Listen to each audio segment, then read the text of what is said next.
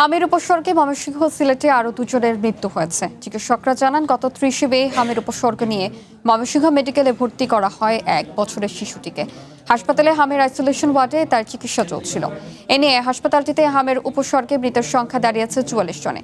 নতুন করে হামির উপসর্গ নিয়ে ভর্তি হয়েছে 38 শিশু। বর্তমানে ভর্তি আছে 102 জন। এদিকে সিলেট মেডিকেলে হামির উপসর্গে 1 শিশুর মৃত্যু হয়েছে। এ নিয়ে হাসপাতালটিতে হামির উপসর্গে মৃতের সংখ্যা দাঁড়িয়েছে 61 জনে। নতুন ভর্তি হয়েছে 78 শিশু।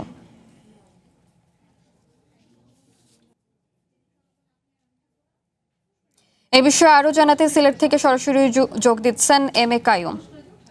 কায়ুম, হাম সংক্রমণ নিয়ে নিয়ন্ত্রণে আসছে না, টিকা প্রদান কার্যক্রম আসলে কতটা স্বাভাবিক সে সম্পর্কে জানাবেন।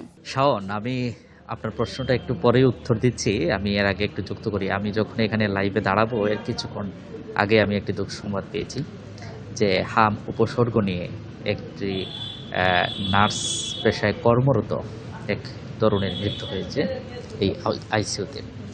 আমি এখন আছি শহীদ শামসুদ্দিন হাসপাতালে। আমি আইসিইউর সামনে আছি। এখন পর্যন্ত এই সিলেট বিভাগে 61 জন শিশুর প্রাণহানি হয়েছে। আজকের এই যে নার্সের পেশায় যে তরুণীর মৃত্যু হয়েছে এটির হিসাব আগামীকাল যে 24 ঘন্টার হিসাব স্বাস্থ্য অধিদপ্তর দিবে, সেই হিসাবে এটি যুক্ত হবে। আমি আমার সহকর্মীকে দেখাবো, অনুরোধ করবো যে একটু দেখানোর জন্য। এখানে আইসিইউর সামনে প্রচুর স্বজনরা উপস্থিত আছেন। তারা দেখছেন যে তাদের প্রিয়জন নারী ছেড়া ধন্ডা ভেতরে আছে। এখানে বাবা, কোনো বাচ্চার মা এখানে উপস্থিত আছেন। আমি কিছুক্ষণ আগে অভিজ্ঞ ডাক্তার সিলেট সিটি কর্পোরেশনের দায়িত্বে যিনি আছেন ডক্টর জাহিদের সাথে আমি কথা বলেছিলাম। তাকে আমি প্রশ্ন করেছিলাম যে কেন সিলেটের এই মৃত্যুর মিছিল থামানো যাচ্ছে না। তিনি যেটি বলছিলেন যে যেসব শিশুরা মারা যাচ্ছে বেশিরভাগই শিশু হচ্ছে টিকার কর্মসূচির আওতায় ছিল না, এবং আরও কিছু ঘটনা তিনি উল্লেখ করলেন যে যেসব শিশুরা টিকার সময় হয়নি, অর্থাৎ 9 মাস সময় হয়নি, এরকম শিশুরাও মারা গেছে। তারা যেটি বলছেন যে এটি মায়ের অপুষ্টিজনিত কারণ হতে পারে।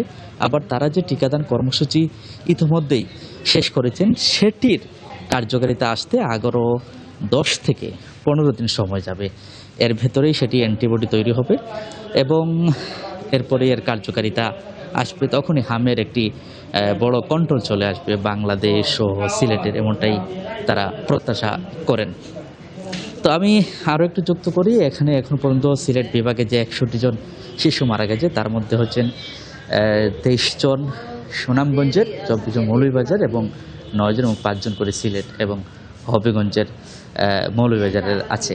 এর মধ্যে হচ্ছে প্রায় এই যে শিশুরা মারা গেছে তার মধ্যে সিংহভাগ একটি বড় অংশ হচ্ছে তৃণমূল, অর্থাৎ প্রত্যন্ত অঞ্চলের যাদের নুন আনতে পান্তা পড়ে এরকম পরিবারের এই শিশুরা মারা গেছে।